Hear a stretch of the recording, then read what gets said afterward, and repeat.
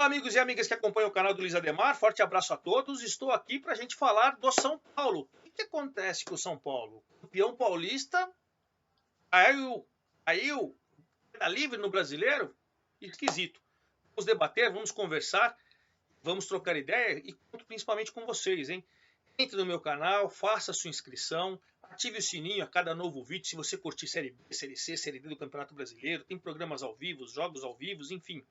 Acesse lá, clique no sininho, mas principalmente, quero ouvir sua opinião. O que está acontecendo com o São Paulo? Bom, vamos fazer uma análise aí que o São Paulo montou um elenco competitivo, competente, trouxe o Benítez, que é bom jogador, manteve o Daniel Alves aí com esses problemas todos financeiros, mas manteve, trouxe o Éder, trouxe o Miranda, fez boas contratações, vamos falar a verdade. O próprio William é um jogador que é importante para o grupo. Você tem agora condições, né, renovando o Rojas, mantendo o Galeano, enfim, o São Paulo montou um elenco competitivo. E eu fiz alguns vídeos aqui, vocês podem acompanhar aí, falando de toda a transformação do elenco, da possibilidade de título, do favoritismo no estadual. E o São Paulo fez tudo isso, saiu da fila, depois de 2012 não tinha ganhado mais nada, foi campeão paulista, veio aquela perspectiva de um dos favoritos ao Campeonato Brasileiro. E aí vem o jogo por jogo. Primeiro jogo com o Fluminense, muito ruim. O Volpe um pênalti, São Paulo empata. Depois perde para o Atlético Goianiense. Né? Aí o São Paulo começa a empatar em casa com a Chapecoense. Agora empatou na última rodada com o Cuiabá, perdeu do Santos. E você tem que fazer uma análise geral. O que está acontecendo com o São Paulo? Primeira coisa, verdade, muitas contusões. E eu vi uma das entrevistas do Crespo, ele falando: olha, para a gente ser campeão paulista, eu forcei um pouco mais o time titular. O São Paulo jogou com os reservas contra o Guarani, contra o Ituano. E aí depois o São Paulo acabou indo para os reservas os 3 jogos do retorno da Libertadores para poder colocar os titulares ali com tudo no Campeonato Paulista. Aí você lembra no primeiro jogo da final, estouraram o Benítez e o Daniel Alves. Depois o Luciano estava voltando, foi voltar no segundo jogo, no segundo tempo. E você começa, o Luan estoura, o Miranda estoura. E todos esses desgastes, eu acredito que é muito simples a gente ficar culpando o departamento médico, físico e tal.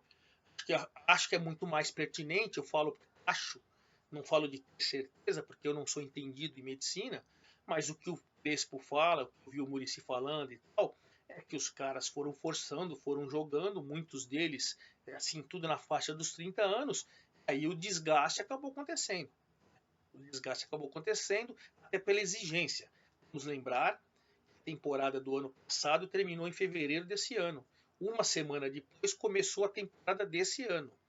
E os jogadores do São Paulo, ao contrário, por exemplo, do vizinho Palmeiras, que deu 15 dias de férias para o time titular, ficou jogando as 4 rodadas primeiras do Paulista com os moleques, depois muitas vezes jogou com os reservas do Campeonato Paulista. O São Paulo foi na sequência de um ano para outro o tempo todo.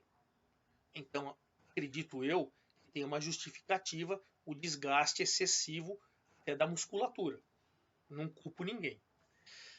Acredito também que existe uma queda de produção, e aí eu não sei se é emocional, foi, não, tirou aquela nhaca, não sei o que e tal, se o time todo está abaixo. Acho que o time todo está abaixo. Todo mundo não está jogando na plenitude das suas condições técnicas. Eu penso assim. Uma terceira opinião, o Crespo começou a fazer testes e talvez para conhecer o elenco, para conhecer o potencial do elenco, talvez alguns, por exemplo, o Orejuela quando perde por 4 de julho lá, zagueiro pela direita, um desastre. O Reinaldo, quando você vai testar ele de zagueiro contra a Chapecoense, perfeito.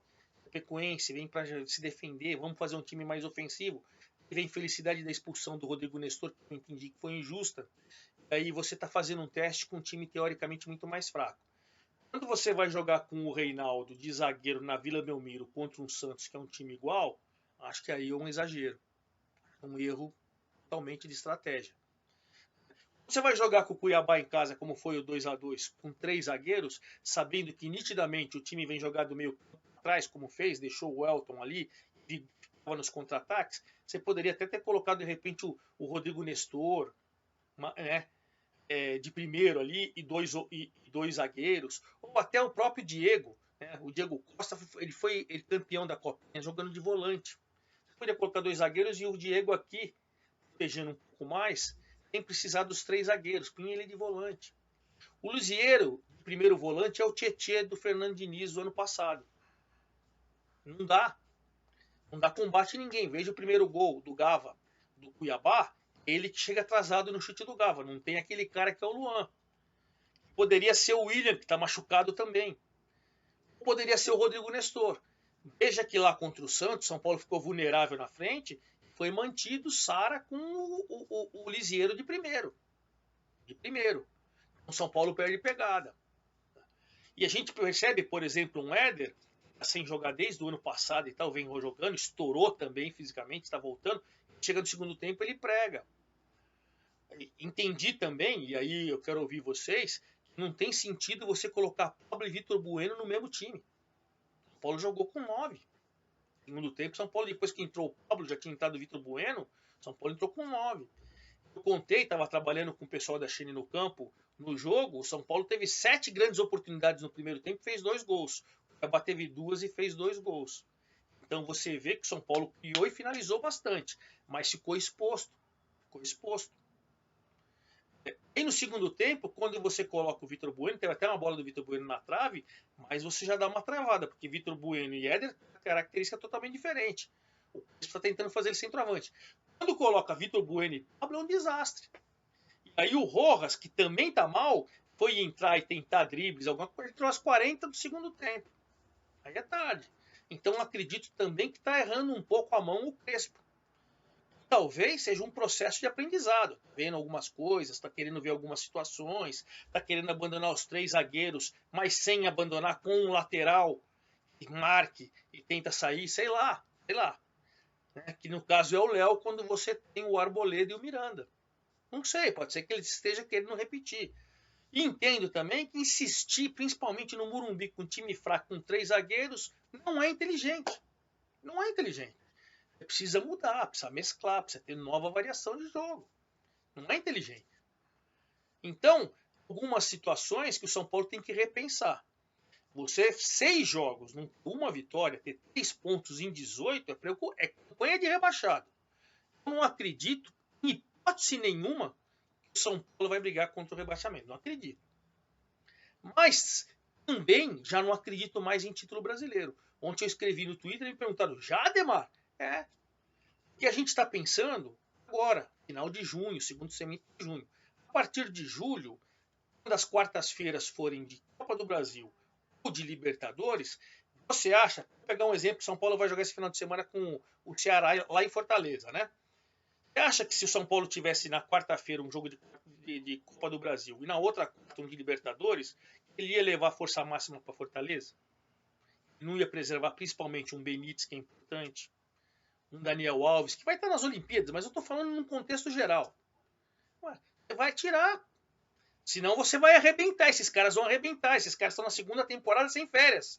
O ano passado acabou em fevereiro, uma semana já começou. Então, os caras vão arrebentar. E todo mundo está percebendo. Então, como o São Paulo deve tirar alguns jogadores no brasileiro para priorizar as Copas, aí tinha que ter uma gordura agora para você continuar na ponta, e aí a hora que você vai passando e tal, você vai se dedicando no brasileiro. Então, o São Paulo vai ter que preservar no brasileiro, para que tiver Copa do Brasil e Libertadores, eu acredito que para título não dá mais. Cedo ainda, eu sei, são 6h38, faltam 32 rodadas. Claro que eu sei, e você também sabe. Mas eu acredito que a gordura que tinha que criar agora, aquela casca, depois você ir um time mais retrancadinho, até um segundo time com de repente 2 volantes na frente de 3 zagueiros, enfim, aquela coisa de jogar pelo empate fora de casa já foi por terra. Então até por isso eu acho que o São Paulo precisa dar uma resposta, e aí o Crespo falou que tem que trabalhar, e tem que trabalhar mesmo, e tem que ter mais cautela na escalação, ter mais pegada o time. Aí é um contexto de jogadores e comissão técnica, tudo, porque o São Paulo, quando você vai, o gigante, ele vai ficando na zona do rebaixamento, Ele vai ficando incomodado, ele vai ficando muito mais preocupado do que os times que estão acostumados. América, Cuiabá, Juventude. Os times que estão acostumados a ficar ali, qualquer ponto é maravilhoso. Quem está lá, campeão paulista, e com um técnico aí que está voltando a fazer o time a brigar por títulos e tal, aqui é muito mais pesado, muito mais pesado. Então acho que o primeiro passo do São Paulo é começar a se proteger. O empate quando for com o Ceará lá fora de casa é bom resultado. Bom resultado. Aí você tem que agora começar a ser mais agressivo e mais inteligente no Morumbi, onde o São Paulo, poxa, empatou com o Fluminense, empatou com o Chapecoense, empatou com o Cuiabá. Os 3 pontos foram fora de casa. Quer dizer, se tivesse perdido tudo e ganhado os 3 em casa, era 9. Estava brigando lá em cima. Então essa é a preocupação. Consciência, todo mundo está abaixo. Sem querer detonar o departamento médico, porque é uma segunda temporada encavalando com a primeira, sem férias. O Campeonato Paulista começou uma semana depois que acabou o Brasileiro, daquela forma traumática para o São Paulo, com troca de treinador e com tudo. Certo? Acho que não dá para a gente ficar caçando bruxo no departamento médico, eu acho que isso é besteira. Precisa ter uma conscientização, uma reunião de diretoria, comissão técnica, jogadores, para falar, tá todo mundo abaixo, precisamos voltar a jogar bola. Uma conscientização do Muricy com o Crespo, alguns testes são loucos. O Orejuela de zagueiro, o Reinaldo de zagueiro, isso aí é só para você fazer o time perder, às vezes, até embalo de situações. Refém de 3 zagueiros é outra coisa para a comissão técnica entender também. Acho que precisa um conjunto das coisas para o São Paulo, dentro dessa união, mostrar que ele não é uma presa fácil, como vem sendo no Campeonato Brasileiro. Vamos aguardar, vamos acompanhar o jogo contra o Ceará, e aí eu volto com novas análises do São Paulo, mas fundamentalmente eu quero ver a sua opinião. O que acontece com o São Paulo?